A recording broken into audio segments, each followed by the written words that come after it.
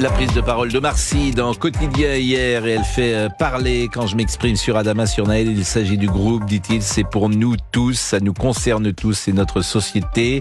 Qu'est-ce qu'on fait de la notion de justice? Ça nous regarde tous, dit-il encore. Des gens sont en train de cracher leur haine, ils essaient de mettre au goût du jour une France du passé, avec des idées bien arrêtées. Elle est où, la maman? Donc il a fait référence manifestement à Marion Maréchal. Je vous propose de l'écouter hier soir. Quand je m'exprime sur Adama, sur Naël, il s'agit du groupe, c'est pour nous tous. Et là, on peut échanger là-dessus. Parce que ça nous concerne tous. J'ai le sentiment que voilà, c'est notre société. Qu'est-ce qu'on fait de ça? Qu'est-ce qu'on fait de la notion de justice? Ça nous regarde tous. Donc là, oui, je suis prêt à en parler publiquement parce que c'est public en fait. On a ces gens qui sont en train de cracher leur haine et qui essaient de mettre au goût du jour une France du passé avec des idées bien arrêtées, avec des « elle est où la maman ?» etc. Ces genres d'idées-là, il faut juste se rappeler que les gens qui ont porté ces idées-là dans le passé ont conduit la France dans des endroits très très sombres. Il faut se réveiller sur une chose, les amis. On a un groupe à créer et pas plein de petits groupes. Les copains, ce n'est pas seulement les jeunes musulmans qui quittent la France. Ce sont les jeunes Français qui ne voient pas d'avenir en France. Alors, Grégory est horticulteur. Il voulait peut-être réagir sur ces propos de Omar Sy. Bonjour Grégory. Bonjour Pascal, bonjour à tous. Et merci d'être avec nous. Merci à vous. Eh bien, écoutez, je trouve ça inadmissible ce que dit Omar Sy, parce que où est la haine? Ce n'est pas d'être haineux, de vouloir retrouver une France du passé. Alors, je dis pas, on peut pas retrouver tout à fait la France du passé d'avant, mais enfin, d'essayer de conserver quelque chose de la France. Est-ce que c'est haineux d'être contre les délinquants? Non. Est-ce que c'est haineux de vouloir voter Rassemblement National ou Reconquête? Non, ce n'est pas haineux. Il y a aussi une question les gens maintenant, ils vont voir du racisme partout, même quand il n'y en a pas. Et ça, j'en ai marre. Des gens qui vont voir du racisme partout, là où il n'y en a pas. Ce n'est pas du racisme que d'essayer de retrouver une France correcte, une France avec de la sécurité.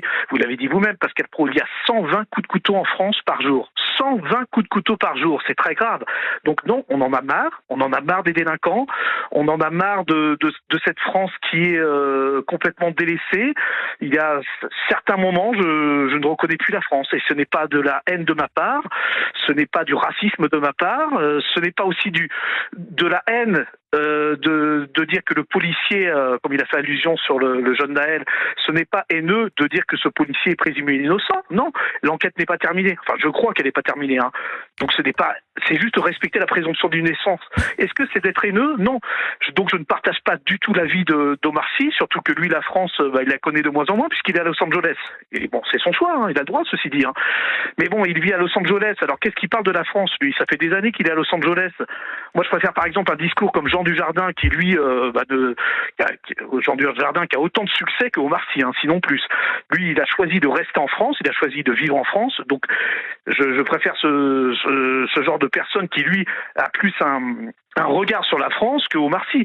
Donc voilà, non, Omar Sy, il dit n'importe quoi. Ce qui est étonnant, là où il y a quelque chose de contradictoire, c'est que Omar Sy, il est salué par ce pays, justement, qui en a fait une icône.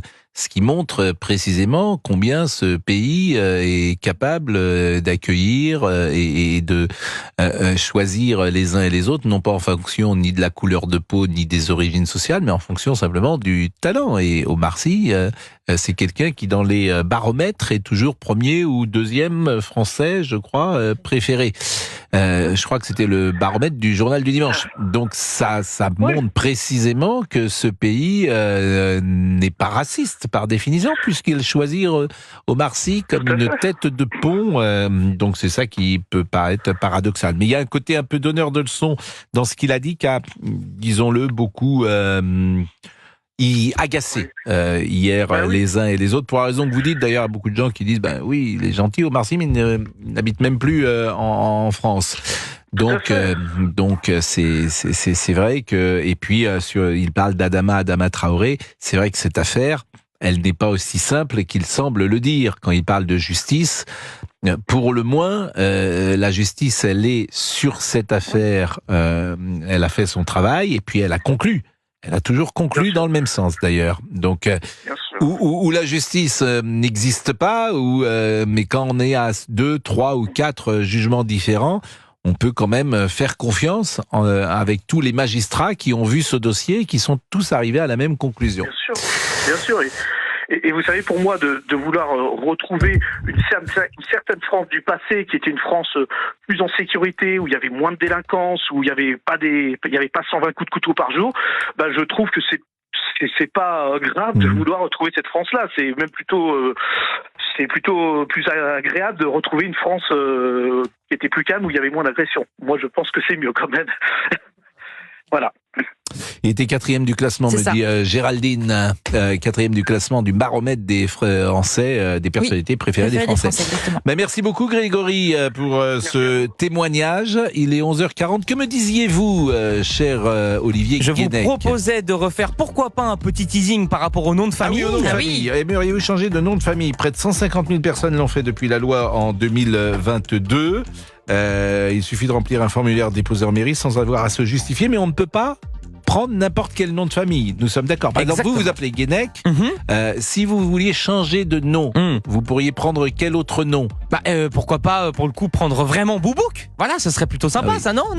Mais pourquoi ? Non, parce que votre... le nom de ma maman, sinon. Guénec, c'était votre père qui s'appelle Guénec. Et votre mère, elle s'appelle comment ? Fressard. Voilà. Mais gardez Guénec. J'étais sûr. Et vous, Tessier, le nom de votre maman ? Le nom de ma maman, c'est Pastor. Espagnol. Pastor.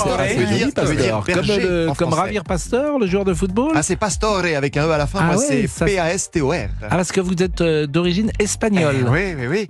Mais ça, Almeria, Valencia, hola, ¿qué tal, la cuenta? Vous le saviez Oui, je le sais. Il parle de l'Espagne tous les jours. On n'en peut plus. Et alors, vous parlez couramment espagnol ? La cuenta, por favor. Non, il sait juste dire ça. C'est tout. Et vous, monsieur Lafitte, votre maman, elle s'appelait, le nom de famille de votre mère ? Matisse. Donc elle était peut-être apparentée à la famille du peintre. Non, c'était pas tout à fait la même orthographe. M-A-T-H-I-S. Comme le joueur de football. Exactement. Un joueur de football d'Auxerre qui s'appelait Matisse. Et vous, Madame Hamon ?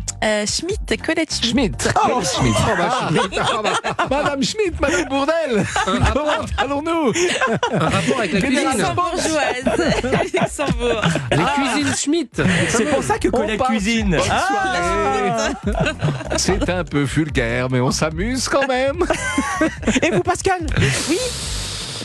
Moi, je ne peux pas vous dire, malheureusement. C'est un secret. 11h42, on marque une pause. Dites-le. Allez. Je vais vous le dire. Dubois. Oui. C'est mieux pro, oui. Non, mais... Dubois, ça va. Oui, Dubois, Non, c'est sympa, Dubois. Ma cousine s'appelle Dubois. Véronique Dubois. C'est vrai ou pas ? Bien sûr, Véronique Dubois. J'ai une cousine qui s'appelle Véronique Dubois, j'ai un cousin qui s'appelle Dominique Dubois et j'ai un oncle qui s'appelle Philippe Dubois. D'accord, mais j'ai l'impression que c'est un mensonge. Non, mais pas du tout. D'accord.